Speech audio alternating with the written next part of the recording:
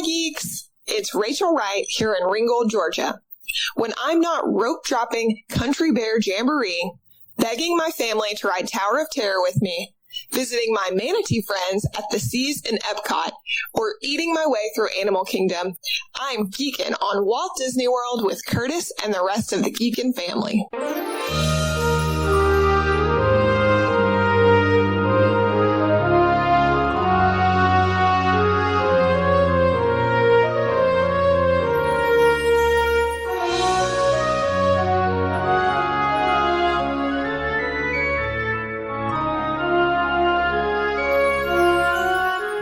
Hey Disney World geeks, Curtis Stone here, and welcome to episode 416 of the Geekin' on Walt Disney World podcast. This week, we got 12 nights at Coronado Springs with our good friend Nancy K. She goes solo down to Disney World, and she's got some awesome food descriptions. And I've been having fun chatting with super geeks like Nancy about their Disney World trips for over 7 years. If you're new to the podcast, welcome. And over 7 years ago, I did start the podcast with my daughter, Lindsay, talking about our Disney World trips. And then we began to bring on you guys, you Disney geeks, to tell your Disney trip stories. And our listeners, they are so positive, caring, generous.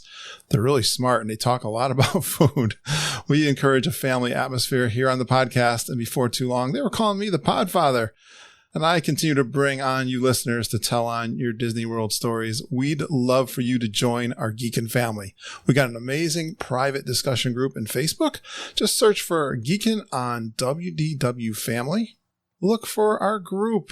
Ask to join. Answer some questions, and I'll get you in there straight away. And then you'll be able to share your trip pictures or ask questions about your upcoming trip. If you're new to Disney World, you'll really get lots of great answers from all of our geeks. And if you really need some help, or you just want to give back to the podcast, we're independent Disney authorized travel agents with Fairy Tale Concierge. Mama and Auntie Judy, they can book your trips, your room, your dining reservations. They are authorized Disney travel agents and guides. We'd love to book your trips. How do you get started? I get that question all the time. Just email us, travelingtiaras@gmail.com. Tell us who's going, when you're planning on going, or what kind of resort you're looking for. And Mom and Auntie Judy can get you a bunch of quotes and get you started. Just check the show notes and you'll see our emails, travelingtiaras@gmail.com. Look at your phone app. Our show notes are there. My email is there too, if you'd like to be a guest on our show. Well, the featured trip report is a super geek, Nancy K. She's been on the show before. Yes, she did 12 nights at Coronado Springs. Great resort. She's going to give you all the reasons why she loves Coronado Springs, and then she gets into some fantastic food descriptions. She just sent me the best notes. It was so easy to follow along. I think you're going to have lots of great tips from here. You got Three Bridges, California Grill, Homecoming. She did a lot of trips down to Disney Springs. She did brunch and lunch at Homecoming and at Wine Bar George, 2 trips there. She loves the Gideon cookies. That is something is on my must-do list. I'm sure it's on yours too if you haven't done it yet, or maybe you're just like going back. But Skipper's Canteen, Topolino's, Kimonos, yeah, over, I think that one's in the Swan, if I remember correctly. Morimoto, Asia, Sanaa even. Wow, what an eclectic group of restaurants. Grand Floridian Cafe, she did that twice. I think she did breakfast too. She's got some great quick service choices too, like Satuli Canteen. She loves the French Bakery for lunch. Primo Piatto, that's the new one over at the Riviera, the new resort, the new DVC resort on the Skyliner. Lots of dessert highlights, food and wine festival details, some lounges, and then some fun things she did, like the Remy's scavenger hunt. I love that you get those bowls. I think I want to collect all 4 of them. Those are really handy for your ice cream. And so when you get back home, don't forget the Visa photo shoots. Yeah, people are really loving using the Disney photographers. It's still a good deal to use the Disney photographers. She does a Lego build, like a mini Lego figure. That's really cool. She sees some of the animal babies at Animal Kingdom, and she's just got some great, unique tips. It's totally cool. And it's a real popular thing to go solo down to Disney World. Don't forget, we got the Grand Geekin' Gathering.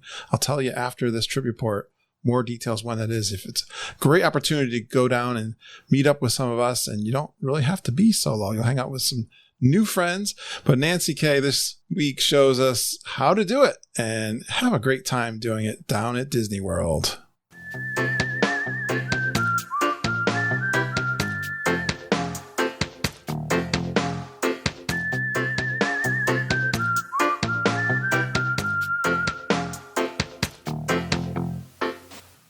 All right, I've got another super geek who's been on the show. She's been a long-time listener. She thinks 4 parks in one day is a normal Disney day for her. I love that. I love doing those challenges. Maybe I'll ask her about that. I've been thinking about, matter of fact, we had someone ask about that in someone who came into our private Facebook group. So that's a great one.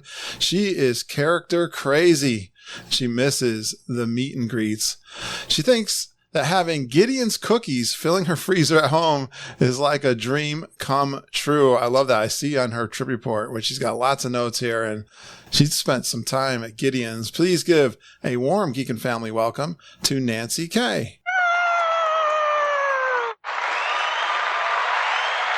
Hi, geeks. Hey, Nancy. Welcome back to the Geekin' Podcast. Thank you, Kurt. So glad to have you back. Hey, thank you right up front for booking your trip with the Traveling Tiaras. They were wonderful because there were lots of changes. Yeah. Or hey, I should say, give me the pixie dust, the Traveling Tiaras. They appreciate you guys booking with them. They're easy to talk to, right? They were fantastic. This was the first year that I worked with travel agents, and they just made everything so much easier. Thank you so much. I know it was a tough year. You had to reschedule a few times? I did. I had 3 trips I rescheduled. You know why we call it the great unpleasantness then? Yes. But it's my second trip of 2021, so I'm getting back up there. Awesome. When did you go? So yeah, tell me the 2 trips. So I went late March and early April, so spring break time. Okay. And then I just went for that was for a week. And then I just went for 2 weeks, the last 2 weeks of July. This is awesome. Yeah, you're sort of fresh back. I'm so glad.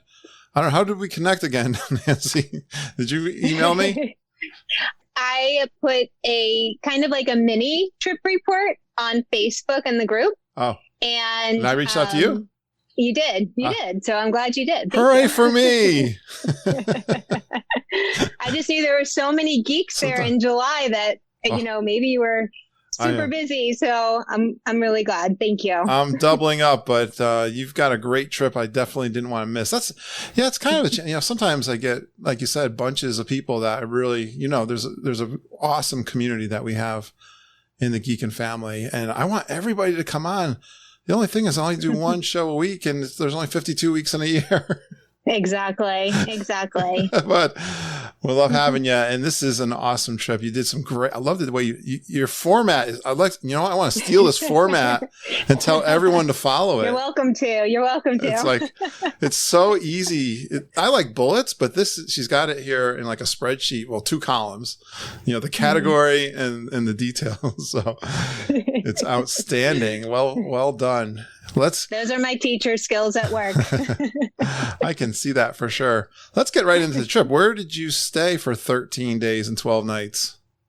So after lots of decision making and changes, I ended up at Coronado Springs. I love it. And I actually had started with Caribbean Beach and Boardwalk as a split stay. Okay. Caribbean Beach, the Skyliner lines scared me a little. And so I switched to Coronado. Really? Oh, you're a little scared of the Skyliner. Oh, no, I love the Skyliner, but the lines. I'm sorry. I got you. They were really long when I was there in the spring, and they're better now for sure. But I was like, I don't know if I can do those lines, even if they are kind of long. So I switched over to Coronado. I love Coronado. I've been there at least 6 or 7 times now. Yep. And I stayed in a preferred king room in the casitas. What's a preferred king at the casitas? So the casitas are closest to the convention center. Yeah. I stayed in building 2. So the preferred are buildings 1, 2, and 3 of the casitas. This is coming back to me, I think, a little bit. Yeah. Is it near is it in between the the tower? No. Okay. You've got the convention center and then the tower. Yeah. Okay. Yeah. And it's pretty close to the first bus stop, that first on and off of bus stop. Okay. Yeah. So I love the casitas, and I just really wanted to be in the casitas. That's why I did the preferred and just went with the king. So I loved my room. I absolutely loved it. And I was there the whole trip, which was fantastic because usually I do split stays. And this made the trip feel like it wasn't going too fast or too slow the whole time. I mean, it was just wonderful. There's a lot of truth to that. It's kind of a tough call, right? Because we love to, a nice split stay is like when you do something near Magic Kingdom, you do something near Epcot, right? That's, it's very true. Although you had a pretty long time, if you split like six and six. I get this though. I totally agree with you. I think there was we struggle with this because we love trying different places, right? Yep, me too. But this was nice. Like I said, this is the longest I ever stayed in one place. I remember for so many years, this was kind of a hidden resort. I don't know why. I know. Right? When I first stayed there, Lindsay was on her college program and some kind of deal came up. I was like, oh, look at Coronado Springs. Like we never talk about it on the podcast, but it's a moderate. Hey, let's give it a shot. And I was like, and I remember walking around the resort saying, you know what? I put this.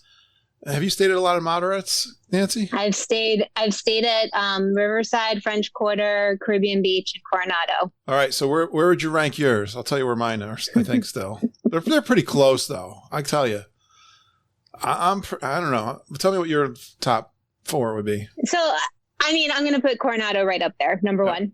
Okay, I thought you were going to say that. And then I would put Riverside number 2 and then French Quarter, but I'm going to French Quarter in December, so we'll see if I keep these rankings. Okay. And then Caribbean Beach number 4.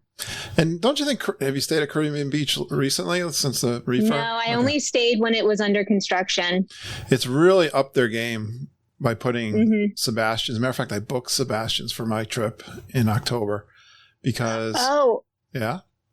I heard that is the best value place right now in terms of how much you get, how much food you get for the money you pay. Like that is awesome. When I heard that, I was like, oh, I want to go. All right. We're here to talk about you, but I got to tell you this story. So people are starting to hear I've got a free trip that my friend John, my son's father-in-law, is taking me.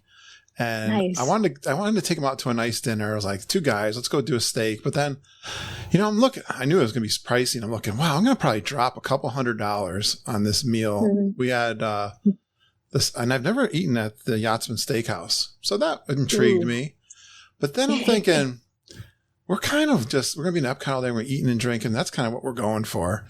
Like, and he's never seen the Skyliner. So I went and I looked at the Sebastian. I know I've had people on the show recently that had eaten there. I'm looking, wow, they got flank steak. They got nice pork and chicken and it's Caribbean. And we could do like a gondola pub crawl. I think I like that. I'm like, I think I like, right? I'm like, I just sold myself. I'm changing it. Oh yeah. I don't care if I drop $200 drinking and eating, but I'm going to have a good time. This is a little unique. Sounds fantastic. I'm not into this. I don't really care about the signature fine dining kind of aspect. So that's me. And I know he's kind of the same way. So he's a construction guy. All right. This is awesome. Yeah. So let's get off of although I'm just excited about Coronado Springs because I want to hear, I see that. Well, I got to ask too, what's so great about the room there that you like so much? Is there anything in particular you can think of? I don't know. It was just really nice. You like the feel yeah. I did. I mean, I'll tell you, this is a silly thing.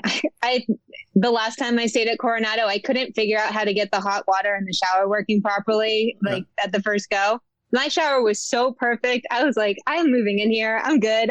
I've had that thought before. I'm moving in.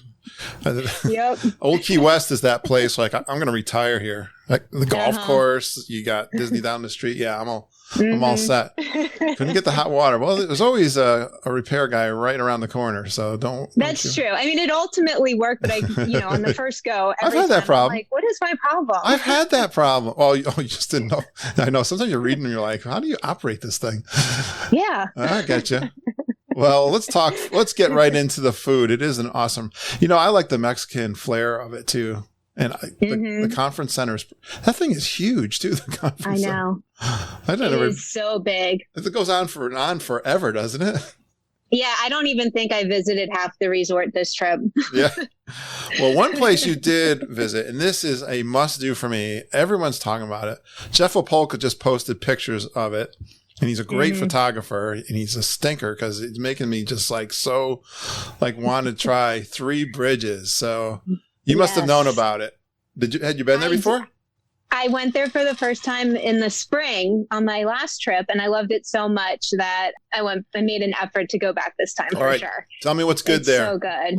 Yeah. Well, so I haven't had any of their entrees. I like their hummus. Uh-huh. Their hummus has something really spicy in it. I don't like spicy hot, so I just have them take that off. And so I love it. They have naan bread, and they have these things called crackers, which is basically naan bread that is crispy and that has sugar on it. It's awesome. And I get the churros there. Okay. And something to drink. So I had the sangria this past time, the sparkling sangria. Yeah.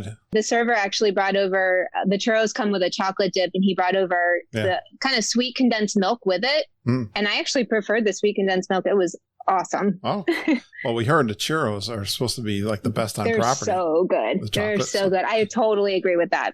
So you're just picking over there. Yep. Is it like a Mexican vibe too in Three Bridges? I mean, they have tacos. They, they have a lot of hot, spicy things. Okay. That sounds Mexican. Yeah. Yeah. Jeff said they have the best tacos on ever there. Wow. So, oh, wow. There you go. Nice. Next time. I'll have to try it again. Yeah, I think you'd like those. I will warn you, Kurt, watch the weather because we got rained on sideways and everybody had to abandon their tables. And I grabbed my churros and never my water, and I ran for the bar and hung out at the bar for like an hour and a half and chatted with people there. I told the server, I was like, I rescued the churros. That was the important part. I'm going to need another water. You got sideways rain at the Three Bridges. Sideways rain, yes. Yeah. I think this place, I know it's going to immediately go up to my top. Like Geyser Point, I think these two places are geeking favorites. So yeah. Have you haven't been to Three Bridges yet? No, and we stayed there a year ago, February. We stayed, and you know how it is. We're just, I do. We're commando. We never even spent a lot of time in the resort. Yeah. So I'm so excited. It's amazing. It's amazing what you forget to do when you're in Disney. Yeah. Especially when you got a must-do list and you don't do it. Yeah. I didn't eat ice cream this whole time. How'd that happen? What happened. How does that happen, right? I don't know. I ate ice cream every time my last summer trip, but I never managed to eat it. I mean, there's times I go without popcorn down there. I mean, how could you not eat popcorn when you're at Disney World? They got all these popcorn buckets, $2 a. All right, let's dig into some more food. I don't know, California Grill. I want to hear more about that because it keeps coming up on the podcast. I love California Grill. I went there for dinner on a Saturday night and did that on purpose so I could watch the fireworks with that view without the crowds, although it was crowded. Where'd you time it all at? All the time anyway. Where was your timing for that? My reservation was $8.50. Wow, yeah. Yep, and I checked in really early. I didn't even request it. They gave me the most perfect view of the fireworks. Nice. It was just fantastic. So I didn't even go outside to watch it. I just kind of snuggled into the corner of my booth. Yeah, did they start the fireworks? Eat my meal and watch it. Was it 8:45 they start the fireworks? When I was there, they were starting them at 9:15. Oh, okay. Yeah, I guess someone said, because I'm going to be there on a Friday night. We fly in and all this, and there's a reception party, and I want to do the fireworks because it's going to be a new show. Did you see the new show? No, not yet. They're October 1st. Yeah, duh. I know that. I knew that was a dumb question as soon as I got it out of my mouth. Yeah, and someone said, "Oh, the Boo Bash is that night." I was like, "You kidding me? Is that going to mess up my fireworks?" But no, I think they're still going to do them before the Boo Bash. They did Happily Ever After maybe I don't know if they're doing it at 8:30, 8:45 right now. Okay. But they are doing it during the Boo Bash, so I bet that will be the same in October. Well, with the new show. Yeah, with the new show. So what'd you have at the California Grill? So I had, I hope I'm saying this correctly, Ora King salmon. Say it fast and I won't know the difference. And the server said, oh, the chef presents it with this corn nectar poured in between the salmon and the summer succotash. And I was like, he was like, do you want that? I was like, sure. And it was so good. Nice. I was practically licking the plate. It was so amazing. Isn't that true at Disney World? Uh-huh. I know they put whatever they put on the steaks, and they had this sauce. You were talking about Sebastian's. I think that might have been the first time. What's that little green sauce they put? Chimichurri Is sauce? Is it the chimichurri? Yeah. Yeah. I'm seriously, I'm going to lick this. I don't care who looks, right? I love sauce. I love when you get a good sauce, right? So true. I love the sauces. And then you learn and you order extra next time. There's a geeking tip. Order extra sauce for dipping. Yep. Don't run out of dipping sauce, guys. They'll bring you more. Yeah, I also had my favorite martini there, blueberry lemon drop martini, and it was just perfection. Ooh, say that again. Say good. That again. Blueberry lemon drop martini. I'm gonna ask. It has a sugar rum. Sugar rim. Yeah. Sugar. And rum, whatever. Yes. No, Mom's, I think, boy, I love blueberry. Yeah. So good. So good. Just one, huh? Yeah, just one. And then for dessert, I had the Grand Marnier souffle. Ooh. Grand Marnier. That was good too. Yeah. What's a souffle? Souffle is like a really light cake, for lack of a better description. And it comes with a sauce and all that. Apparently, They switch up their flavors because they don't have the Grand Marnier souffle. They have a different flavor souffle now. Okay. So it was really light. It was great. I mean, it's California Grill. I feel like they can do no wrong. They could cheat because they got such a great location, but no, it's good. People have been giving me great reviews of the food, and it's iconic. And if they could bring back their brunch, that would be fantastic. Oh, I know. Everyone talks of... Jackie and Selena made the brunch famous on the podcast. Mm-hmm. Yeah, that's one of those things we miss. I think someday you got to believe everybody knows it's famous. They'll bring it back. You got to get all the staffs, I suppose, and all the Wave is the Wave is serving breakfast up there right now. Yeah, but it's not the California Grill brunch. I did. Matter of fact, I think the show I'm editing right now, the couple said the same thing. Mm-hmm. All right, Homecoming. I like these next two. You did 2 and 3 times. I got to believe you liked them. I mean, you wouldn't have gone twice. Homecoming. So I went to Disney Springs almost every day of my trip. Oh, how come? Which is really strange because I almost rarely go to Disney Springs. It was Gideon's. It just pulls me in. And there's the secret right there. I was going to say, it's not easy. It's logistically kind of a pain, isn't it? Yeah, I know. And I got really creative with my transportation, and I just went during the hottest part of the day. So I wasn't dealing with the crowds and melting. Did you go? And, is your strategy to go kind of early in the day to Disney Springs? And that's what sort of. I'll go at about maybe 11 in the morning. a.m. Yeah, that's early. Yeah, that's real early. And then I have to bring my cookies back to my resort. Yeah, and then I'll go back. And that's perfect for park hopping. And I just go to my next park. Well, we're talking about the cookies. What is so? I'm intrigued about these Gideon cookies. I mean, how long did you have to wait for these things? You got it down. You must have it down and going there 6 times. I asked them every time I went to Disney Springs what their line was. I felt like I was doing research. Well, they're like, they know you by first name. Hey, Nancy. They recognized me after a while. You're back for some cookies, are you?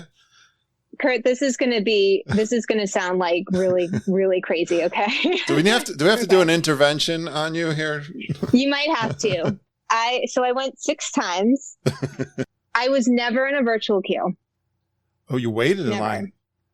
No, yeah. And it up to 35 minutes, I think, max. Oh, is that because you went at 11 a.m.?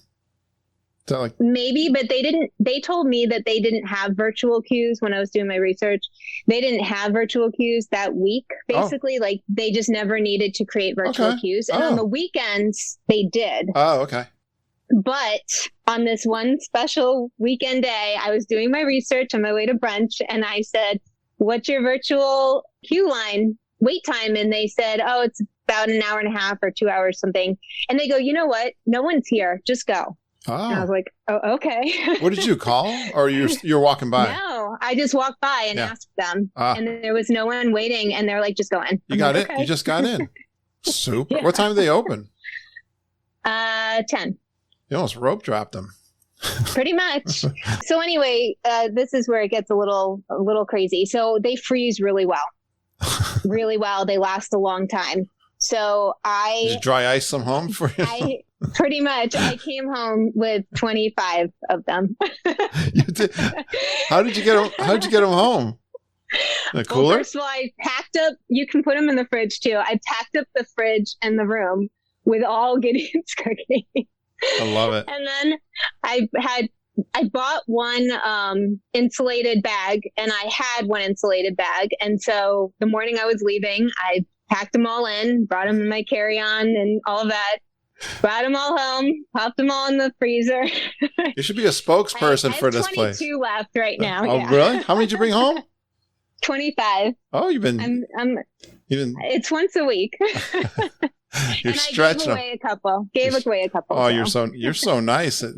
What's your favorite kinds? The original. That's it. What's it's just the chocolate chip. Oh, you're kidding me! They got an original chocolate chip that's outstanding. Well, Kurt, it's the one that the picture of. Yeah. It's all chocolate chips. Yeah. You know what I'm saying? Have you seen that when they were at Polite Pig? I gotta. I haven't taken. I know they're huge. Yeah, they're half pound. I was like, that's 12 and a half pounds of carry on in my bag. Instead of getting like this big tray of chocolate chip cookies, it's like one big cookie. That's awesome. That's the way we roll. I think that's so cool.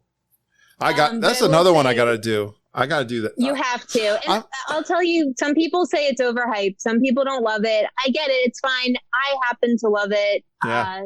It really does make me happy. And their peanut butter brew is like blow your mind too. What do you mean by peanut butter brew? Peanut butter cold brew. Sorry. Oh, is that a drink you mean? Yep. It's a coffee drink. It is blow your mind amazing. Oh, you're killing me. I was like, it's just going to be chocolate and peanut butter with coffee, right? It would be fine. I took a taste. I'm like, this is unbelievable. That's like my favorite kind of like sweet cook, the peanut butter, like, what do you call it? Reese's peanut butter cup? Reese's peanut butter cups, yeah. Oh, you're killing me. We're just getting started here. All right. Give us the Homecoming and Wine Bar George. Why are you going there like 5 times? So these were new restaurants for me, and I couldn't just go and have a lunch or a dinner there. I had to try their brunch too, because I've heard brunch at both of those places are unbelievable. So I did brunch and lunch at Homecoming. And then I did brunch and 2 lunches at Wine Bar George, because I think the Wine Bar George kitchen is just unbelievable. It's so delicious. I didn't know that. I believe it. When we went there for G3, I was like, this place is so cool. And everyone was having food. Amazing. Like everyone we were with, if you've seen those pictures of us at G3, like Deborah and Kevin had their meal plan, and I know Deirdre and Wendy, they had nice meals and stuff. I think I had already eaten or something. I came from eating. I didn't know. I didn't even know there was.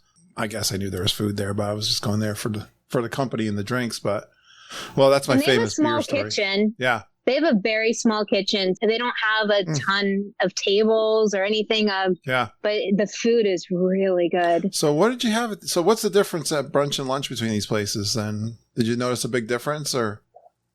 I mean, just the item availability. Okay. There were some things that were just available for brunch. At Homecoming, I learned from the podcast that you can do half orders of the appetizers. So I did a half order of the biscuits. They were fine. I mean, I wasn't like blown away by the biscuits. I had a white peach sangria and a fried egg and avocado toast with Bradley's grits. I never grew up in the South. I guess Maryland's kind of South, but not South enough for grits. Yeah. You're in the North. You live in the Northeast. Right? You live in the Northeast, right? I'm in Maryland. Oh, you're in Maryland. DC. Mm-hmm. You're near Glenn. Yep. And Jen. Jen Batchelder. Okay. Yep. Yeah, so grits. I was talking about this just recently. So the shrimp and grits somewhere they were talking about. The grits never sounded appealing to me, but Mom made it for me. I was like, with cheese and stuff? Is that what they have cheese in it too? Yeah. Well, you got the option, and I asked the server, should I put cheese on it? And she said no. Oh. I was like, okay, I'm going with what you say. And I mean, it was so good. Nice. I know. Adventurous for us. The avocado and egg toast, it's on Cuban bread. And I heard Chef Art Smith talking on a podcast about the Cuban bread that he gets. It is so good. So I really enjoyed that too. I love it. And then when I went back for lunch, I had the Cuban sandwich. All right. Which is also delicious. I love a good sandwich. And I did a half order of the Church Lady deviled eggs and had the moonshine mash, which is like their watermelon moonshine. It was so good. That sounds good. I love watermelon and I love moonshine. Mm-hmm. Oh, I don't know if I love moonshine. Highly recommend it. That sounds really good. Yeah, it was an amazing restaurant. I love. Oh yeah, because you'd never been there before. And Wine Bar George. What kind of food did you have there? So at Wine Bar George, well, first of all, I have to say for Gideon's and Wine Bar George, it was so cool to see the owners there. Oh, like George walked me to my table.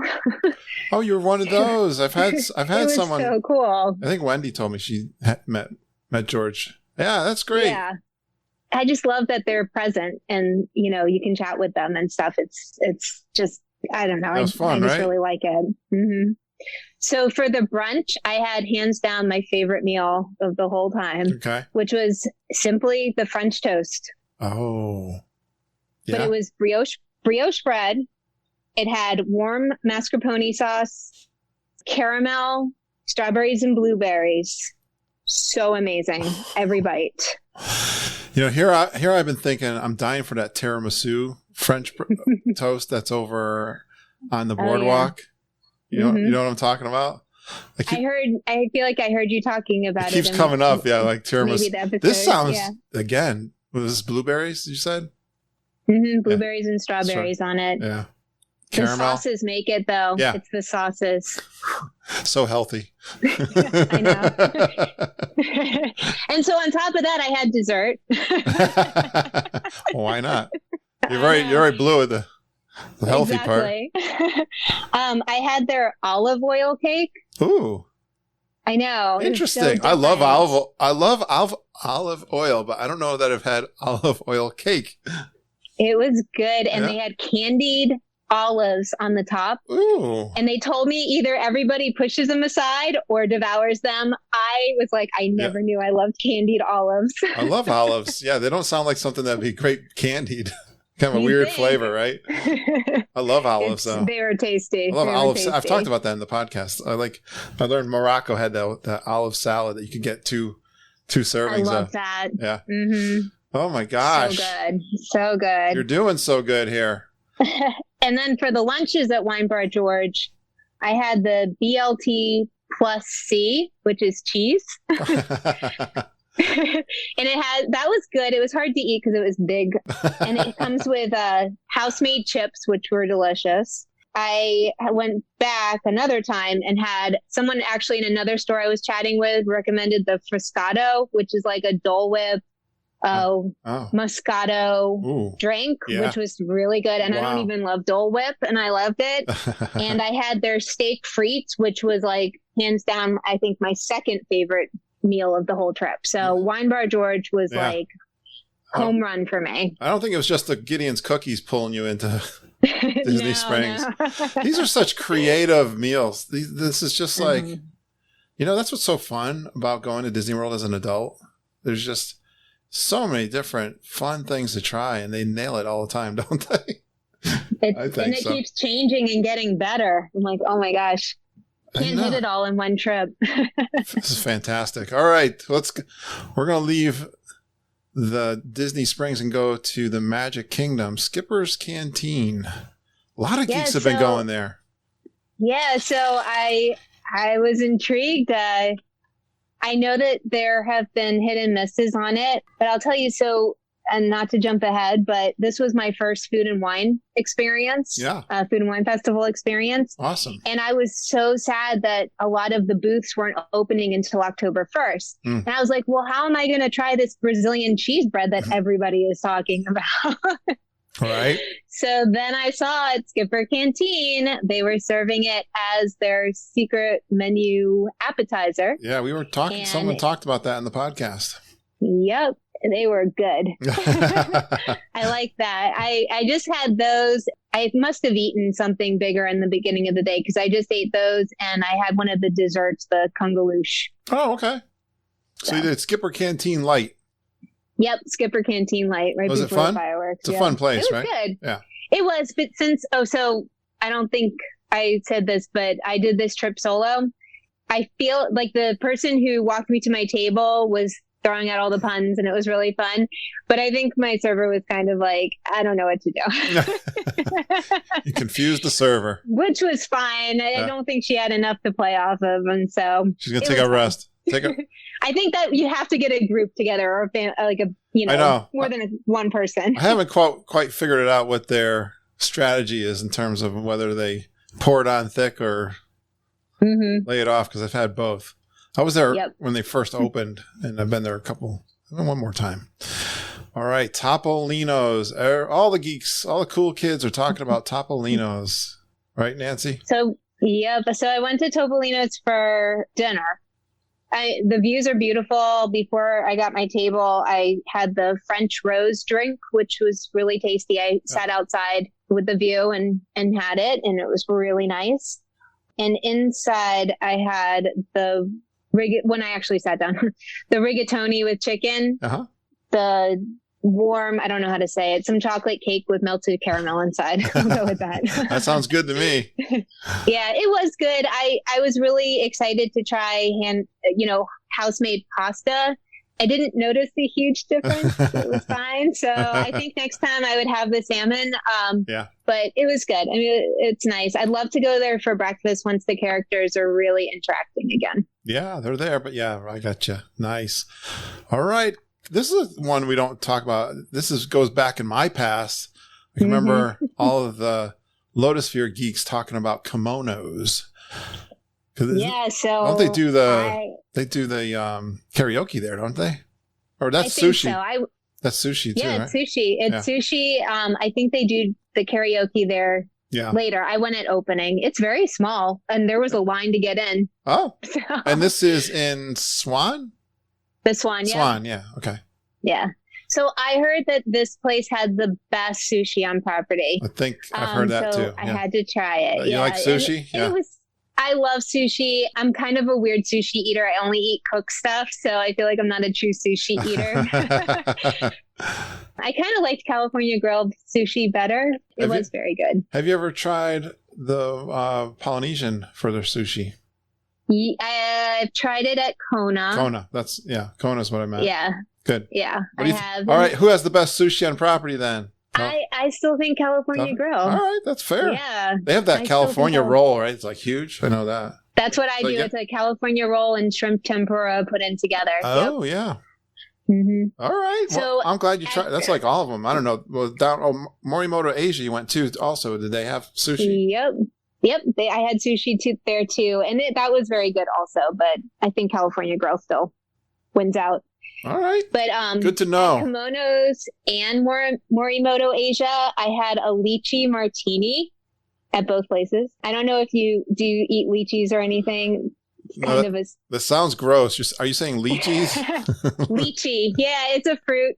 Oh, okay. I thought it was that little thing that gets stuck on your legs when you're in the swamp. No. Spelled differently. It means different. Yeah.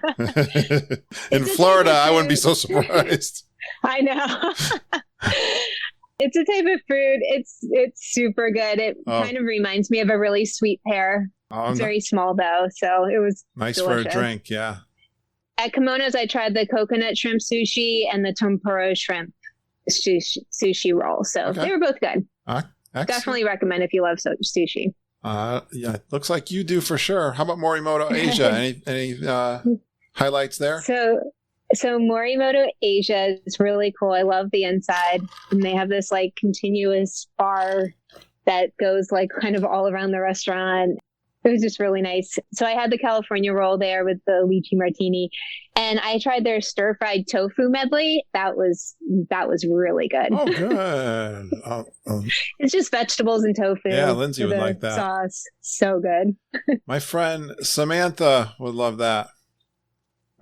Are you listening, Samantha? Morimoto Asia, the tofu dish. Go for that. She's a vegetarian. Nice. Good deal. All right, then. I don't know. Is there a pattern here? Because Sanaa, that's pretty adventurous. You got Skipper's Canteen, Kimono, Morimoto, and Sanaa. I think I went very adventurous this trip. Yeah, is this off your normal pattern? I mean, every single trip, I want to try new restaurants. Good for you. And I always do a handful of new ones, but I have my favorites. I know, it's hard. It's hard to miss out on them. I know. It's so hard. That's one of the biggest struggles we all have. You have these favorites, but there's so many that you want to try them. Mm-hmm. What's your opinion of Sanaa?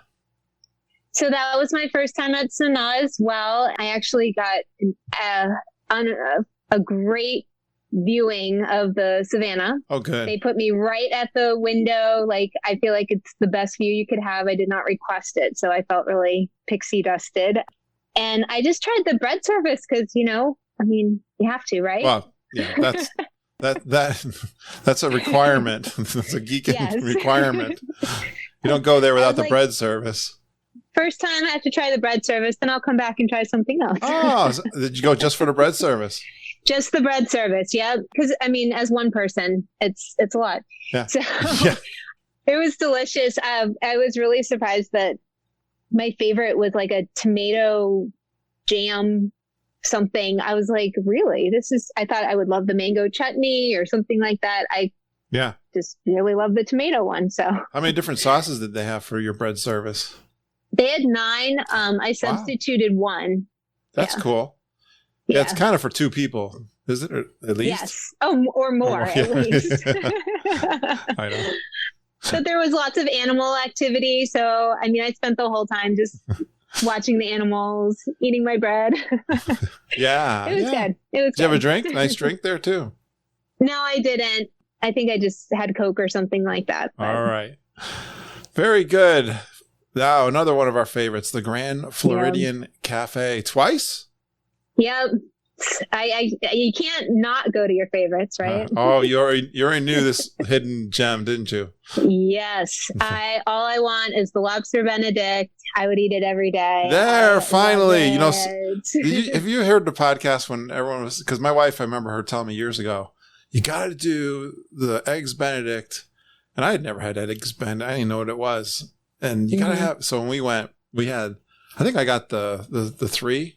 Like the chorizo, the regular one, and the lobster one, or maybe the sampler. And maybe, I like doing the samplers, but I was like, and then everyone would come on the show and they have the breakfast there and no eggs Benedict. Like, that's what they're known for. Come on, guys. Yeah. Is it good? Yeah. Yeah. Oh gosh, I love it. And now that the walkway is open, I just pop out of Magic Kingdom, walk over, get my lobster Benedict. I got a just plain mimosa. I don't like their grand mimosas or whatever. But I just got a plain mimosa, and I like their free bread service too, because they give you a biscuit with some butter with some orange in it. Good. That is good too. So how long of a walk is it, Nancy, from Magic Kingdom to the Grand Floridian? That's a brand new walkway. Yeah, I think it takes a good 10 minutes. That's not bad. Yeah, it was funny though. One day I was starting my walk and I wanted to walk and the boat was just about to leave and they stopped me and they're like, "We're going to go. You want to come?" And I'm like, "No, I'm going to just walk. Thanks." It's a pretty walk. Was it hot on your trip? You were there. Yeah. It was hot, but this was kind of earlier in the day. So it wasn't melting yet. I think that I am so glad. 2:00 in the afternoon, I would have taken the boat for sure. So aren't you glad they created that walkway finally? We've wondered for years. Oh gosh. What and once it's not hot, I'm walking to the Polynesian too. I mean, I'll walk to all of them. Yeah, that is, I know. I'd walk around the whole lake if I could. Exactly. It's just one of the best. It's one of my. I love walking too, and that's one of my favorites. Mm-hmm. The Polynesian and the Magic Kingdom in the distance, and the Bay Lake Tower and Contemporary. It's a magical place. Yes, love that. Let's do some quick service and maybe some snacks. Satuli Canteen, one of your favorites? So one of my favorites, yep. Yeah. I always get their tofu bowl. I got it with the rice and beans and the creamy herb dressing. It was good. I feel like I kind of feel like their proportions are shrinking. Oh. I felt like that in the spring and this trip, so I'm not sure if everyone's experiencing that, but I was like, I don't like that. You should get a good helping of the tofu, and it was just like 7 or 8 pieces this time. I was like, oh. All right, Disney, listening to my podcast. This is not right. Don't chintz us on our tofu or the meat. I mean, exactly. It's good to hear. Was the tofu good? I think it's delicious. Yeah. Yeah, good. Because I love the meat there, like the chicken and the steak. I always get the two. It's fantastic. Don't chintz us on the. Yeah, come on, guys. Yeah, no. That's unacceptable. Yep. Okay, you pronounced the one you did in France. Yeah, so I think it's pronounced Leal. That's how I hear it pronounced all the time. Okay, why am I not recognizing this one, Nancy? It's the French bakery. Educate me. Is it? Is that what? Yeah. It's actually got a much longer name than that. Oh, okay. That's all I can do. I just can't speak French very well. I didn't. Me neither. It's like, it's the French bakery. Yeah. Where'd you get there? So this is hands down my favorite quick service. I only went there once. Food and wine kind of dominated most of my food on my trip.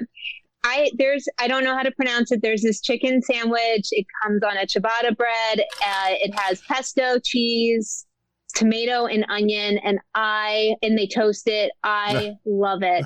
I love it. I could have my lobster Benedict every breakfast and this chicken sandwich every lunch. It's amazing. I tell you, what's hard, like you said, you've never been to Food and Wine Festival, and there's so many great, just regular things, right, in the World Showcase. Isn't it? I know. You're like, what do I do? I don't have enough. I don't have enough hours in the day. I'm confused. It's so hard. And now I want to go to Regal Eagle and try those onion rings that you keep talking about. So. Oh, please, yes. Someday. They are the best onion rings ever, for sure. All right. Yeah. I got dessert though, chocolate mousse. I love chocolate mousse at the French bakery too. I'll tell you, I like taking pictures of the case there and all the treats. Mm-hmm. It's glorious. Oh, so good. Right? You're looking at that case and you're like, oh, look at all these French pastries. Sorry I moved along on you there. I didn't know we were. Oh, no. I just didn't want to say I went to the French bakery and didn't have dessert. I feel like that would be people were wondering. Not the right geeking geeking move. What's wrong with her?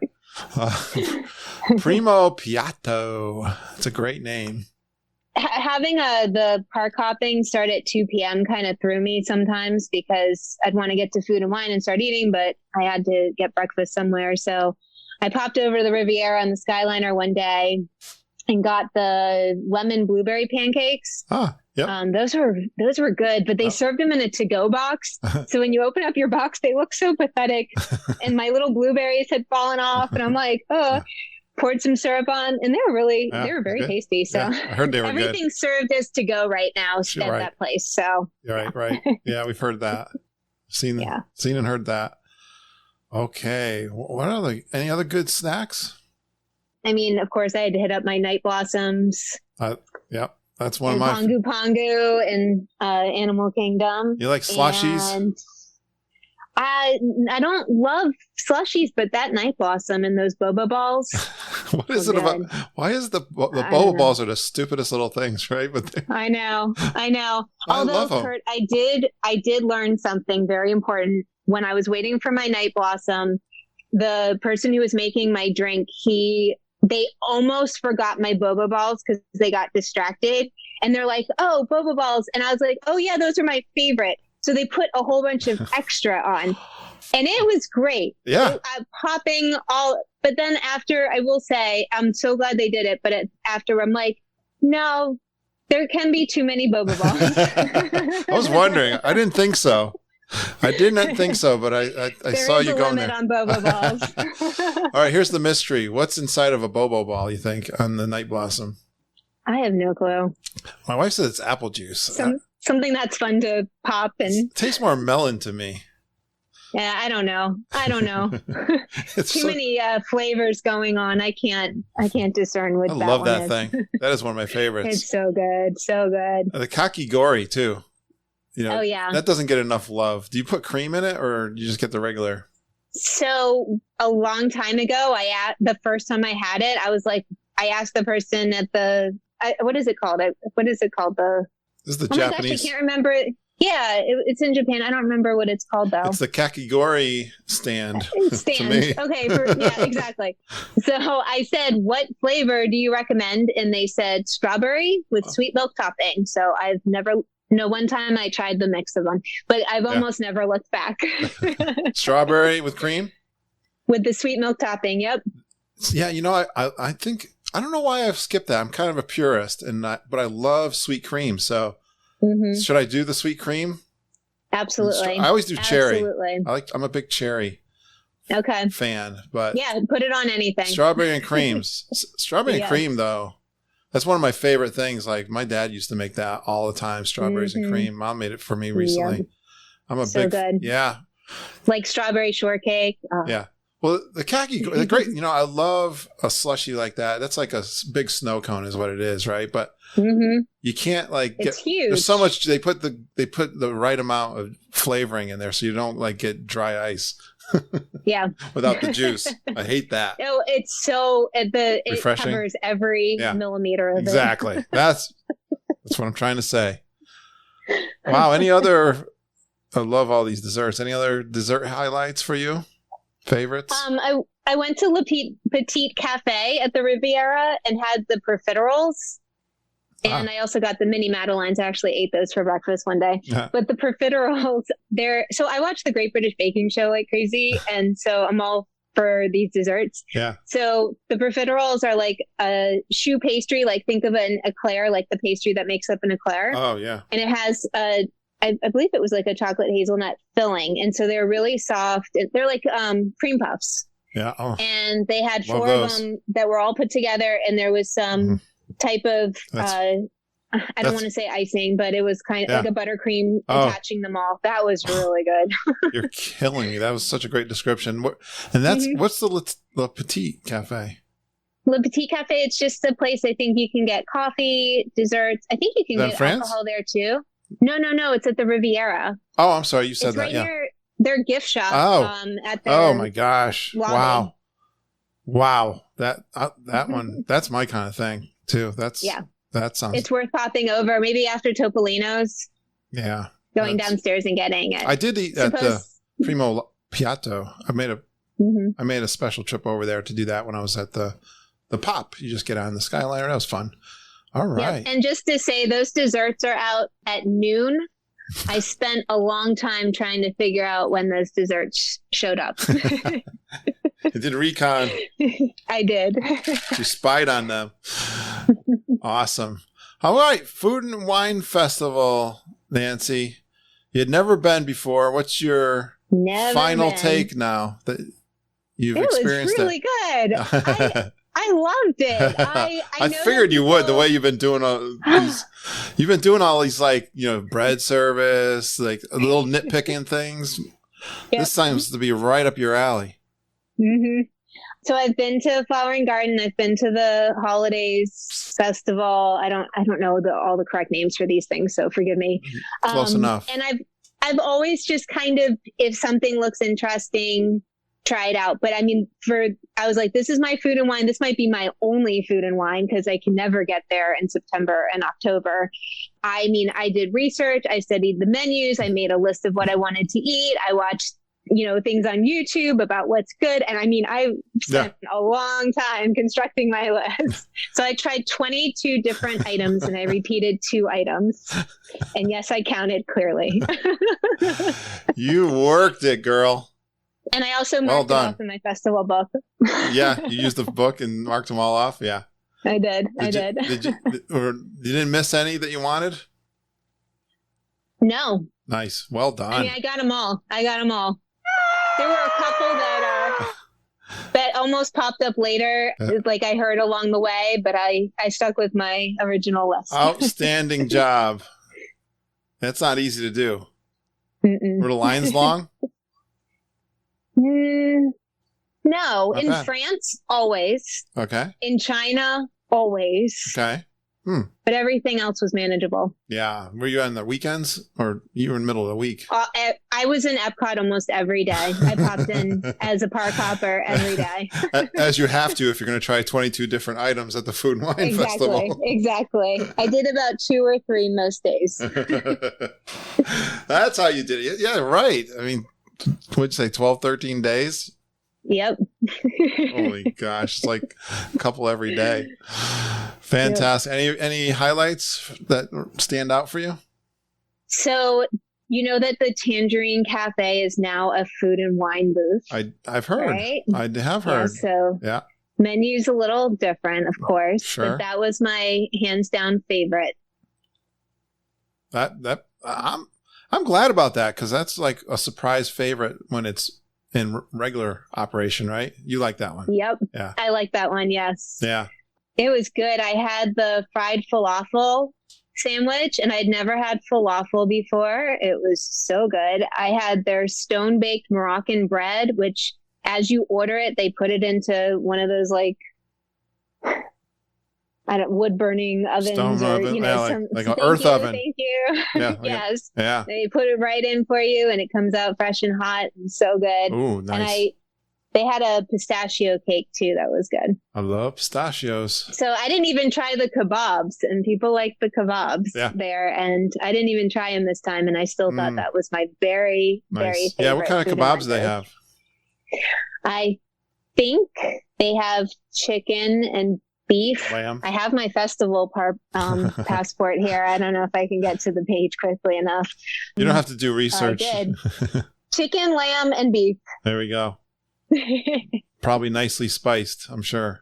Yeah. Perfectly spiced. Yeah, that's a surprise favorite for me too. That I learned through the podcast. Any other favorites? Yes, the key lime mimosa at Shimmering Sips is to die for. It sounds very good and refreshing. Good. Yeah. Yep. I love the teriyaki chicken bun at Japan. Yeah. The steam bun. That's I think a one that's on the menu every year. So when they say teriyaki, is that a beef or is it just bread? No, it's chicken, but the teriyaki sauce. Chicken. I love teriyaki. Yeah. Mm-hmm. It is so good. And then Canada was a home run for me. I was not sure about the filet because some people have said it's dry. It was perfection when I had it. And I love the the cheddar and bacon soup with the pretzel roll. That was so good too. Always raved about. Tough on a hot day though to have hot soup, is it not? Didn't notice. I think I had just gotten in the park, so I wasn't melting yet. Morning time. And not even morning. Like, I think it was when I was like dropping off my Gideon's cookies and came back out at my resort. But I also loved the lobster roll. That was one of my repeats. Yeah, how was that? Where'd they get the lobster roll? At Hops and Barley at the American Pavilion. Yep. All right. That was good. I've had it there. I think you said that Ken liked it there. We had them there. Yeah, Ken. You might know we like lobster rolls.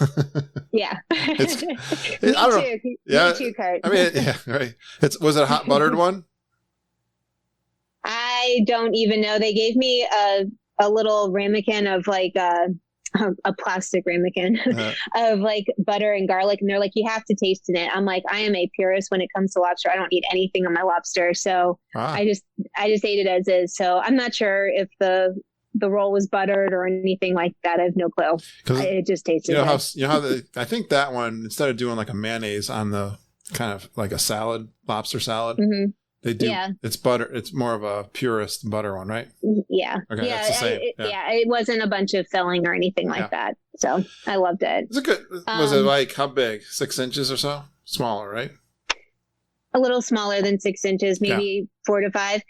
From my understanding, it's not the same portion people have been saying, but I don't know. I loved it. Yeah. Lobster roll's a lobster roll. I was good. It was just a mini lobster roll. It was good. Some of the other favorites, and I did mention this on the Facebook group, but no one's talking about it. At Mexico, they have a chocolate bread pudding. I thought it was so amazing, and I've never heard anyone refer to it in anything I've watched. I'm like, you guys are missing out. Yeah. If you love your bread pudding like I do. It's so funny. Bread pudding at Disney World. I mean, people, they have so many places that do bread pudding. I know. But it's good. I know. I know. It's like it's weird that's a big hit in Disney World. Yeah. Bread pudding. I also love the griddled cheese with pistachios and honey in Greece. Wow. Yeah. That was very good. At the Appleseed Orchard, I especially like their frozen apple pie. Ooh, frozen apple pie. And non-alcoholic drink. They had some crumble on the top. Oh, that's slushy. a drink. So, Kurt, you might like it. Yeah, it's a non-alcoholic drink, and then some apple pieces at the bottom. Oh, wow! I thought it was refreshing. I thought it was perfect for summer. Was it good size? No, I mean small. Yeah, it was pretty small, but I thought it was actually. Yeah. I thought it was good. So I also tried the apple blossom sky there that comes in the little mug with the marshmallows on top, and that's also a slushy that has alcohol in it. And I drank maybe half of it. I thought it was delicious, but it actually was too much for me. Oh, good. All right. I love my slushies. I was surprised. Yeah. So you got some slushies to try out in October. And I'll have more booths open. Yeah. Oh, I know. Oh, you're so lucky. I know. And I also tried the Rotunda Bistro. I forgot to put that on my notes. I tried just about everything there. And that was really good too. And you can go into the Rotunda at the American Pavilion and get some really unbelievable air conditioning. Yes, I heard. And have it. I heard that's what they were doing. Instead of the Voices of Liberty, you get food booths. Yep. Yep. Well, actually, it's outside. You pick it up inside. It's out. Okay. You pay for it outside, pick it up inside, and then eat when you go further inside. So it's a really nice cooling off place. Outstanding. Great job, Nancy. And all of this, and you still did a few lounges. I know. So I can't not go to Nomad. Yeah, that's a favorite, right? It's outstanding, right? I had great experiences when I went in the spring. This experience, it was one of those that wasn't as great. I was like, no. I know, it happens. I know. It happens every once in a while. And I'll still go back to Nomad my next trip. But it was one of those, they told me it was a 40-minute wait. So I didn't get involved in anything. And I was like, oh, well, I'll just pin trade and stuff and come back.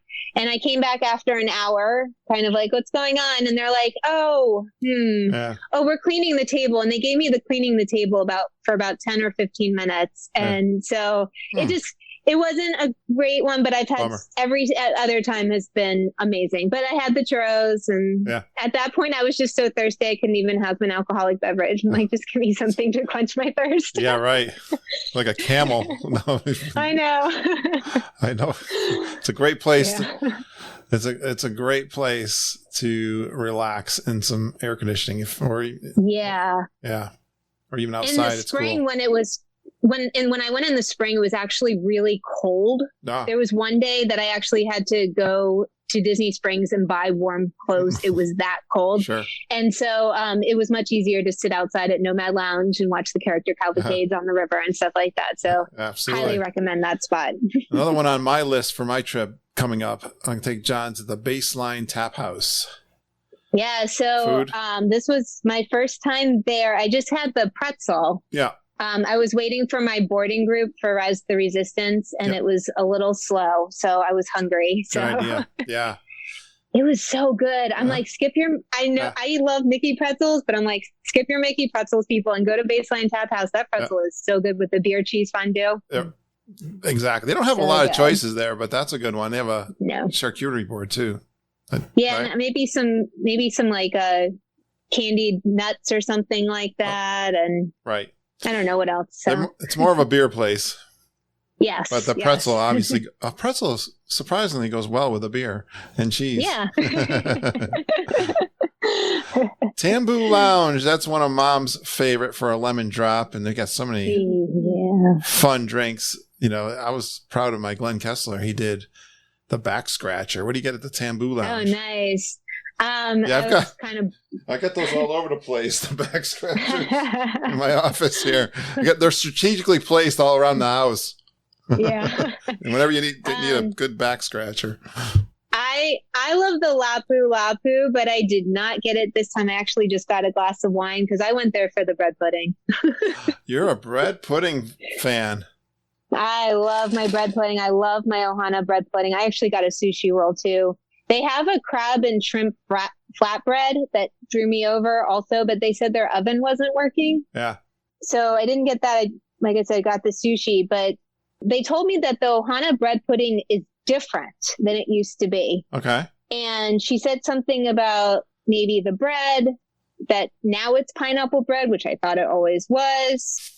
I know they took the banana slices out of the sauce. I don't know, Kurt. It was amazing as I remember it. It was huge. I loved it. And I miss my Ohana bread pudding. Yeah, you're an expert in bread pudding, so that's good to hear. We got a good review there. All right. Did we get all the food? We got all of the food. Yep. Great job. It was a great food trip. Yeah. Sounds like you were focused on this. Very focused. You had a lot of great research, and did you miss anything that you wanted to do? Well, just the ice cream. I don't even know how that happened. I don't know how I didn't eat ice cream. Yeah, they've got absolutely some great ones. Let's see. There was a first, you have, again, great organized notes here. First time experiences. We talked about many of them. Remy's Hide and Squeak scavenger hunt. I love the scavenger hunts. Me too. Yeah. Me too. Epcot? Is that Epcot then, right? That is in Epcot for the Food and Wine Festival. And I'll tell you, Kurt, when I was there in the spring, I was there around Easter time, and I went to buy my Easter scavenger hunt, and they ran out. Oh. And so now I'm like, as soon as I get into I know. I was sad. like, how did you run out of the Easter egg ones? So I searched for the Easter eggs anyway, but it just didn't feel the same without getting the stickers and the prize. Oh, yeah. But Remy, what were they give? They had a good prize for Remy, didn't they? They did. They had these little bowls. I actually bought another one just to get a second bowl. I've got to without doing it. I haven't seen pictures of that. I've just recently heard about this. I love we've got a bunch of bowls we use for ice cream. Yeah, they would be perfect ice cream bowls or snack bowls. Yeah, sometimes Mom will make like a casserole, and I eat out of my Mickey bowls. We bought some. It's a nice ceramic, like good size, well quality kind of bowl. But these are fun, right? They're all Remy. So cute.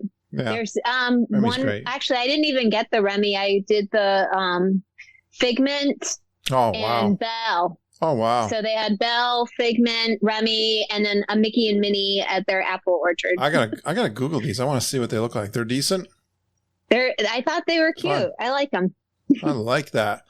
All right. First time, the Muppet Show. Oh, you're talking about the 3D? Yeah, I've never been to it Son before. Of a gun. And I keep hearing rumors that, well, actually, I have some, like, I've never done Cali River Rapid. Like, I have a few that I've just never done. But, so I'd never done the Muppets, and I keep hearing rumors that someday they'll disappear. So it's been there a long time. I remember that. Yeah, I figured. My very first it was trip. Time. Yeah. I don't know. They're kind of a staple. It's kind of hard to get rid of them. What else are they going to do with the Muppets if they don't have their... Exactly. Unless they upgrade it. It was a cute show. Yeah. I was amazed by that 3D when I first saw it. Yeah. Oh, I'm sure. So Visa card member photo at Epcot. Yeah. I remember them used to doing that. So that's back. Yeah, they did it with the characters. You get a meet and greet with two characters, two of the Fab Five. Yeah. And I used to go to that one all the time. It's over near Figment and the Pixar short yes. films. And yes, I've done it there. Yep. Yeah. So I saw it on the Disney app. And I thought, what? They can't be doing character meet and greets. And, I love my characters. So, right. But I was like, well, I'll go see what that is. And they just take your picture privately throughout the whole area. I did it 2 times. And I had one time they did 42 pictures. Oh. So it was like a private little photo shoot. Oh, nice. And they put characters in your shot, like magic shots? They did add one magic shot. But the rest of them, the walls, I don't know if you've ever noticed the walls. They have like the Spaceship Earth. They have the monorail. They have really cool things on the walls that I never looked at when I was waiting in line. I've been through there once. They're really pretty walls. So they just take your picture against all these pretty walls and things like that. So it was nice. A nice little private photo shoot. There was no line pretty much. And they apparently have something in Hollywood Studios too. I didn't see that one when I was there, but I've seen it in the app since. So highly recommend it for a little photo shoot when you're in Epcot. You got to have your Visa card, Disney Visa card. Yes, you have to have your Disney Visa card to present at the door. And I don't know if we talk about The Awesome Planet is a movie, right? And I only included that because it was the first time I ever saw it. I got reined in at the Land Pavilion, which I highly recommend. If you're gonna get rained, that'd be a good place to get. Yeah, hit up Soarin', Living on the Land. I was like, "What's this Awesome Planet movie thing?" So got in there. It was a good place to get reined in. So if you know a storm's coming, make a bolt for the aquarium or, the seas or the Land Pavilion. Just go one of them. Very true. I could spend a lot of time in the aquarium also. Yep. Watching them feed the fish. I got 3 aquariums here. Oh, nice. I love seeing the manatees, Little Joe and Lou. I know it. They were on... Yeah, they were on, the Disney Plus show that they do a lot of the Animal Kingdom. Magic of Animal Kingdom. Yeah, they hop over to Epcot and they talk about those guys. I love They've been there a long time, right? A long time, I believe, Which one's the one that's really got the injured tail? I think that's Lou. Lou. He's the one that they brought out and tried to do wasn't it kind of like an MRI? Yes. And like the machine kept breaking. Yeah, they couldn't get him in. Big. He's too fat. All that salad. Who would ever thought all that salad would get you over 600 pounds? I know. They're big. So doggone cute. I would love to swim with those guys. I know. My son Harry and his wife were down in... They usually go to Sanibel Island, but they were at, what's the other? Catalina they were at. Was it Catalina? Mm-hmm. Am I getting it right? I'm getting it wrong. In California? No, this is down in Florida. Oh my gosh, I'm forgetting. But he said they saw manatees. Cool. They were there last week. I'm thinking of interviewing them and putting them on the Patreon podcast. Oh, nice. Just to have people hear my son. It's not a Disney one, so I think I'm doing them just because I haven't talked to him about it. Now I'm going to do a trip report. It was kind of a delayed honeymoon. He got married last August. All right. Lego store build a mini figure. That sounds intriguing too. Yeah. So I saw this somewhere on YouTube, and my nephews who are 8 and 10 years old, they love Legos.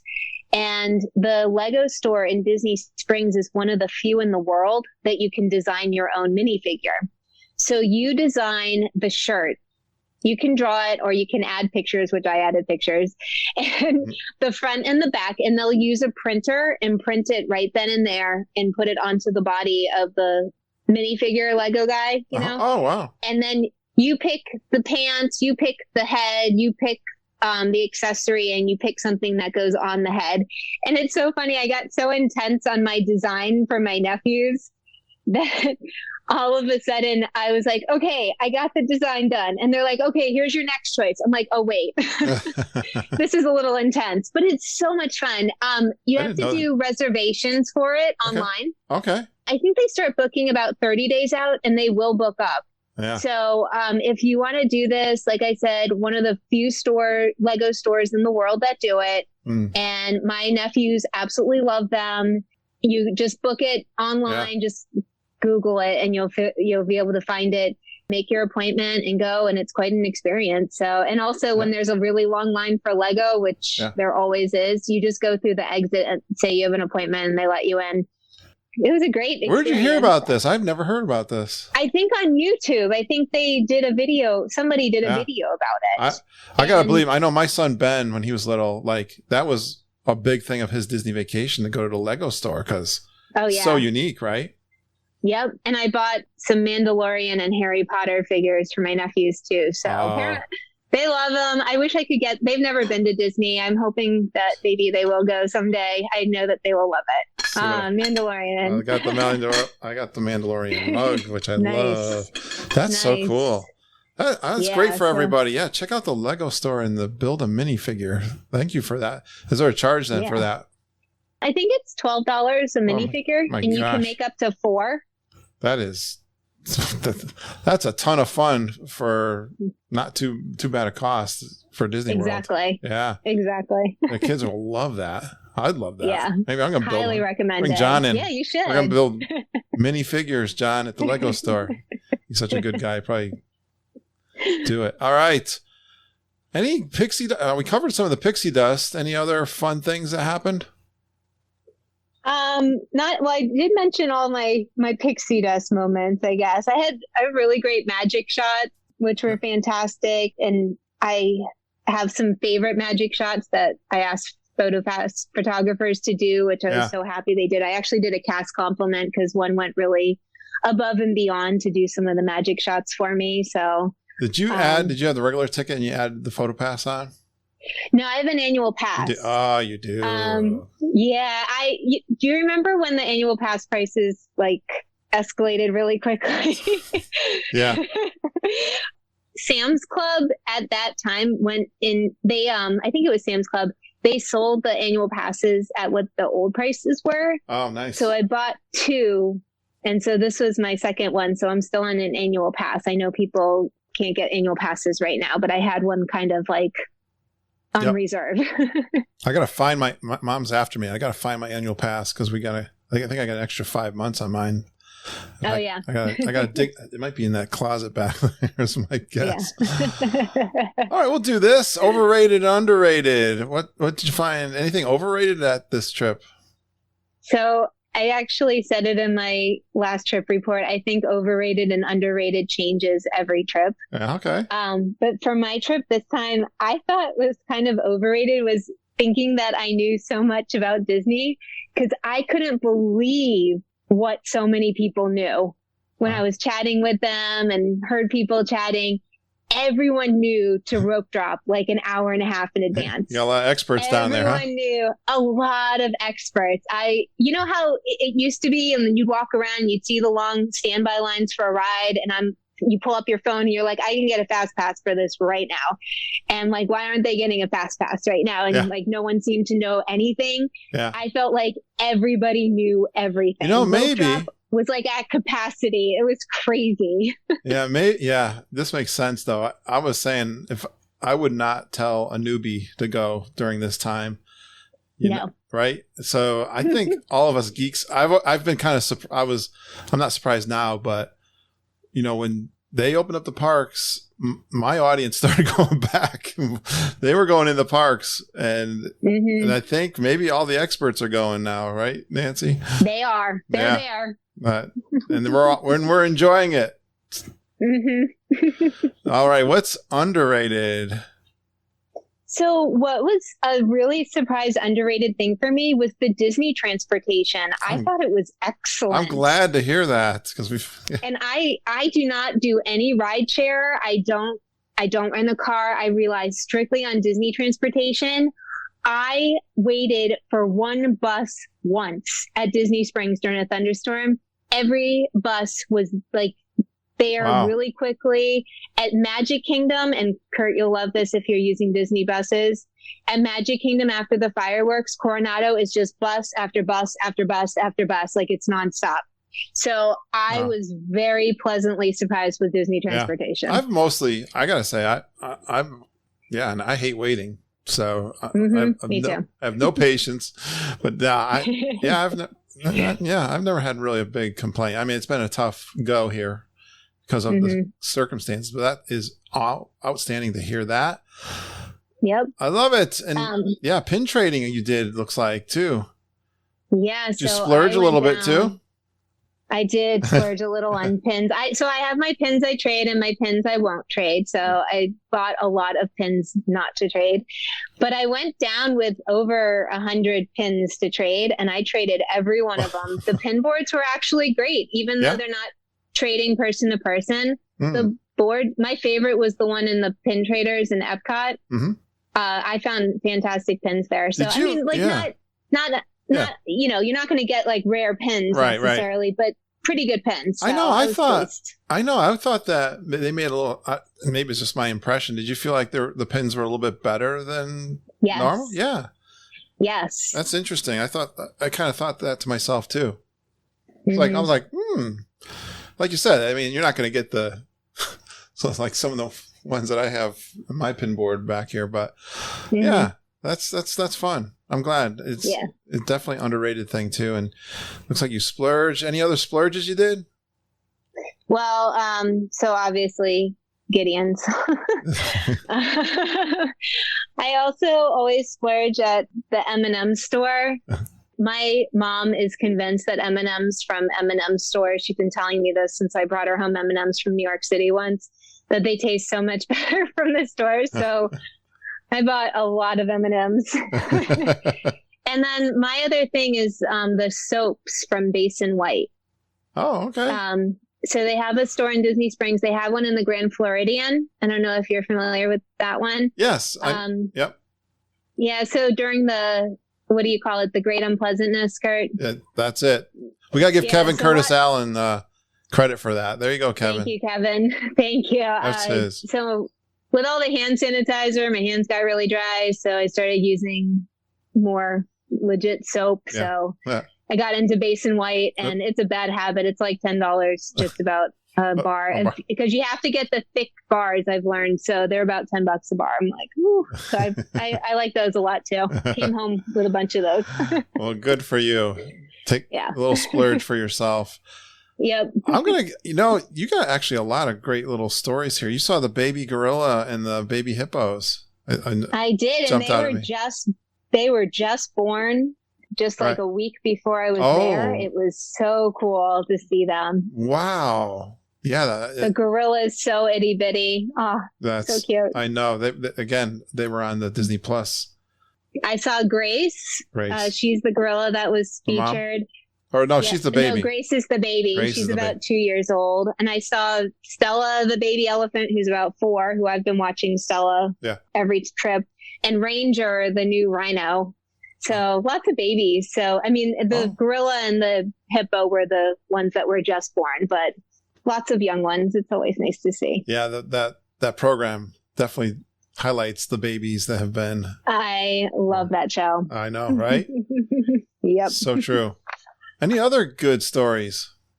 I mean, it was just great chatting with people. There was a mother and daughter that I started talking with in line for Mickey and Minnie's Runaway Railway at Rope Drop one day. And we ended up doing rides together and spent a couple hours together. So it's always nice to just randomly connect with people. I mean, in Disney, everybody's just so nice and chatty, and nice. It's just wonderful. So I was hoping I could meet up with some geeks. I've never met up with a geek yet. Oh no, that makes me sad. It didn't work out. I know. I'm sad about that. I know. And in fact, I was in some of the same parks as like Glenn and Jeff and their family and stuff, but I just never crossed paths with them. But were you in contact with them? A little bit. It was just kind of like, I hope we run into each other or something. Yep. I flew in later than when the geeks were kind of meeting up at Oga's. Well, a little late for that. I wish you would come to G3. I know you go solo. I wish I could. Oh, because you got school. Work. You got school. Yeah, man, you would have. Oh, I'd loved it for you to come there. We have a lot of solo ladies that go and really enjoy the company of the other people that are just like them. Someday, I really do hope to meet up with some geeks. Yep. I think you would hit it off immediately. I'm going to finish up with this, Nancy. This has been a great trip report. You got some great tips here. Let's rifle through these. Sure. So one of the most helpful tips I had was that you can tap into a park to park hop at 147. She's got a little cheat there. Is that right? This is me sitting outside of Epcot being like, when can I tap in? When can I tap in? And I Googled it and it's 1:47. So is that right? Yeah. So at 1:47, I tapped in. Disney time is not exact, apparently. I would love for the park hopping to be a little more free right now. Yeah. A little earlier. So I hear you. All right. Give me some more tips. So I had a lot of success with Rise of the Resistance boarding groups. Thanks, Glenn, for your tips and everything. Thanks, Glenn. I had my lowest group was 12. Oh, it was awesome. Fantastic. Yeah. But I did learn that if you have a dining reservation, I feel like this came up in the Facebook group too. If you have a dining reservation that's conflicting with your Rise of the Resistance time, talk to guest services, take screenshots of both. And usually they're going to tell you that the reservation trumps the Rise of the Resistance boarding group. Oh. Which really bothered me in the spring when they told me that. They're like, no, you don't go to your Rise thing yet. You go to your reservation because reservations are harder to make up for. I see. And they'll just show your screenshots to the person at Rise of the Resistance and they'll usually let you in. But just talk to guest services, right? And just make sure that's still the deal. But reservations trump Rise of the Resistance, which Excellent doesn't seem right. Yeah. I can understand. It's a little easier to sneak you in on Rise of the Resistance than a restaurant. Exactly. Yeah. Exactly. It's not because you got to pay for one and not the other. Yeah. Yeah. Exactly. Be really creative with your Disney transportation. I often picked up Disney Springs buses from the Contemporary when I was in Magic Kingdom or from Boardwalk when I was at Epcot. I went to Saratoga Springs to walk over to Disney Springs, which is a longer walk than I thought it would be, actually, for everybody who's going to hop on the Saratoga Springs buses. But you can be really creative about how you get places easily, especially because no buses go to and from Disney Springs right now from the parks. Yeah, like Glenn was on...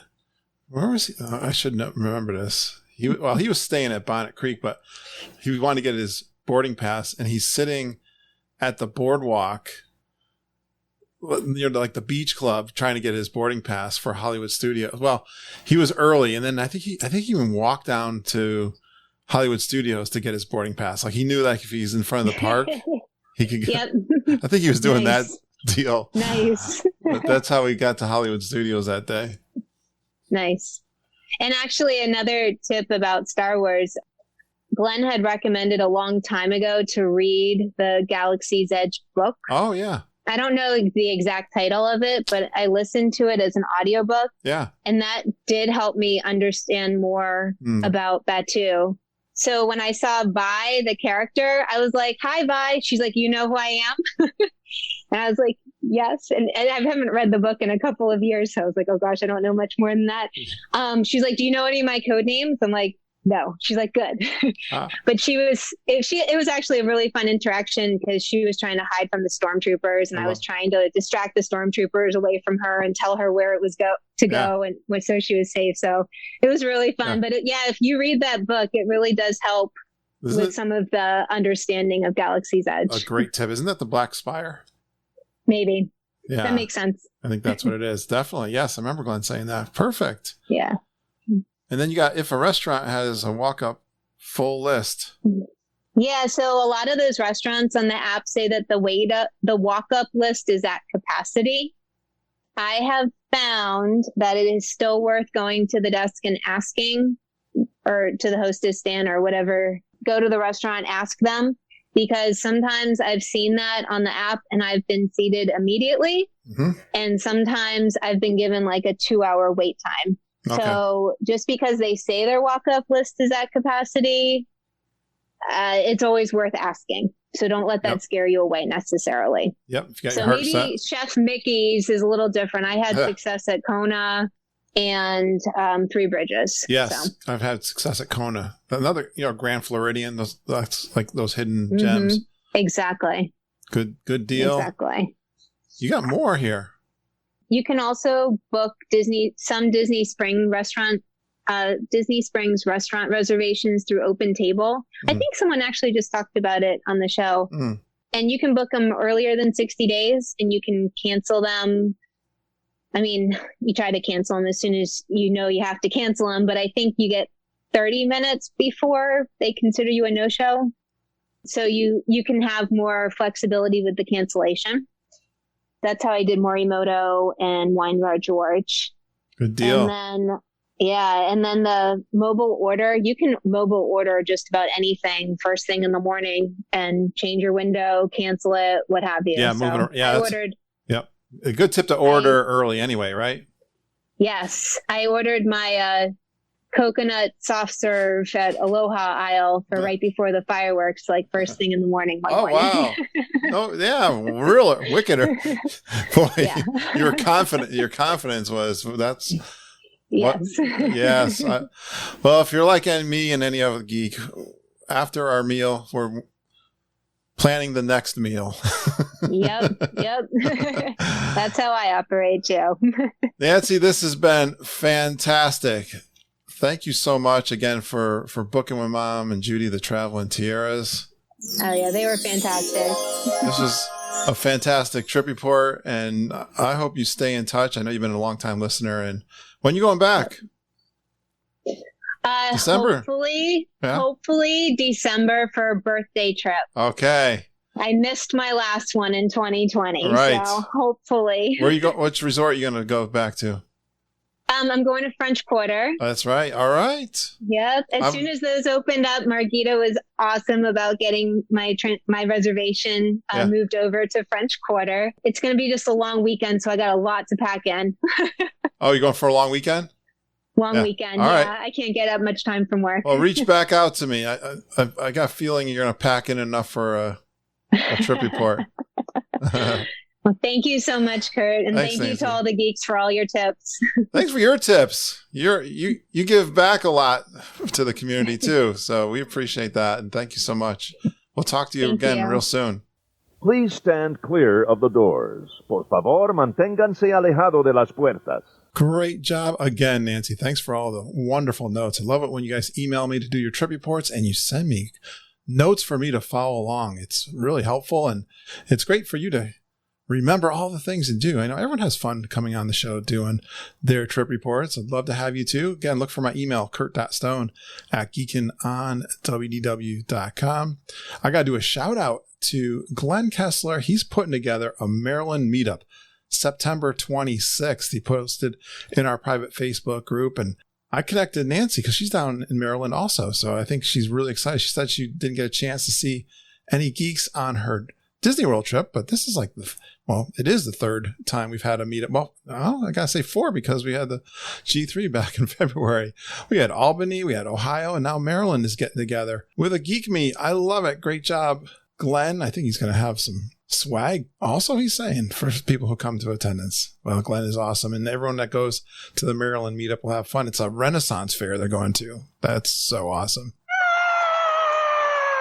Thanks to Rachel Wright and doing an intro. That was an intro I played 1 year ago, but Rachel is a great friend of the show. I've seen her in the parks many times, her and her sister and her husband. They are awesome. Great dog lovers too. Thank you, Rachel. I hope I get to see you in the parks again real soon. And I hope you guys will send me in more intros. It's easy to create for us. You know, those phones that you got in your hand all the time, they've got great ways to record some audio. And then all you got to do is email it to me at kurt.stone@geekinonwdw.com. Wondering what to say? I'll give you an idea. Just tell us your name, where you're from. Just do it like Rachel did it. You got a fun Disney World fact or two about yourself. Then you go geeking on Walt Disney World with Curtis and the whole Geekin family. Again, email those to me and I'll get you on the next podcast we do on the intro. You guys are so awesome. I always say the listeners are awesome. You have no idea. There's just so much going on. Geeks helping geeks all the time. My phone is lighting up all the time with your generosity, and you Patreon supporters are so awesome. I thank you so much for donating and pledging to the show every month, or sometimes you're doing an annual donation through patreon.com. Just search for Geekin on WDW and you can make a pledge to the show, and I so appreciate that. And I like to do extra bonus recordings for you guys. I've been doing all kinds all year. I'm up to like 80 recordings that I've done for Patreon. So go out there and listen to those bonus episodes. We do the Zoom calls. I still have a release I got to put out there from the Jeopardy game, I think, that we did at the Albany meetup. And I'm going to be in Disney World in another month. So I'll be recording live down there, and I'll record and post those in the bonus episodes in patreon.com. So thanks for doing that. Yeah, I'll be down in Disney World. I was just chatting with Jamie Givens this morning. She says, we got to get a messenger group going for the geeks that are going to be there in October. I'll be there October 8th through the 12th. I'm staying at Coronado Springs. It's a Friday arrival. Probably be in Magic Kingdom that night. That's my plan. I've got a park ticket, so I wanted to see the nighttime fireworks at least for that day. I've also got a big dinner reception at Coronado Springs as part of this package that we're going to have a lot of fun doing.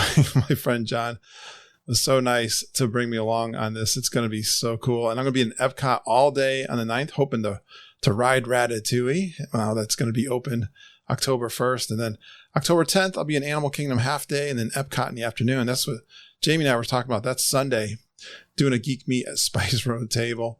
And I'll definitely have a Geek Meet. Look for me 11 a.m. at Mexican Pavilion for sure. Or hang around the World Showcase with John and I. We'd love to see you on October 9th, Saturday. The 11th, I'll be in Hollywood Studios all day. And then they actually have the park reserved after hours, 8 to 11. And we're going to ride Rise of the Resistance as part of that package, and a dinner. Pretty cool, I know. And then I fly home October 12th. And don't forget the Grand Geek and Gathering. Yeah, especially if you're going solo, hook up with someone. I'm going with Glenn, a couple other geeks, and we're going to be staying all together in a room. But that's February 3rd through the 6th. That's the long weekend. Be there Thursday, Friday, Saturday, Sunday. Animal Kingdom, Hollywood Studios, Magic Kingdom, Epcot. And I'll probably get in there a couple days before. I don't know, at least Wednesday. Tuesday, Wednesday? I don't know. I gotta get that set up. And then I'll probably be there a couple days after, but we'll see how that goes. Definitely come to the Grand Geek and Gathering. We'd love to see you. We've got a private Facebook group just for that. So if you're going to be there, please let us know so we get a count of how many people we've got going. And of course, thanks for supporting Mom and Judy. travelandtiers@gmail.com. Keep booking your trips down to Disney World. We really appreciate you guys. We love being your travel guides and working with you every day, helping you enjoy Disney World. We're just so committed to helping you enjoy that vacation. We deserve it. We work hard enough. We got to go down and have some fun. I had some fun today. Opening football season. We had a Geekin' on WW Fantasy Football League. Just started this week. I'm doing pretty good. We'll see how it goes. You never know till the fat lady sings, as they say in fantasy football. But we're all having fun, and we've got a little chat going on with that. It's so awesome.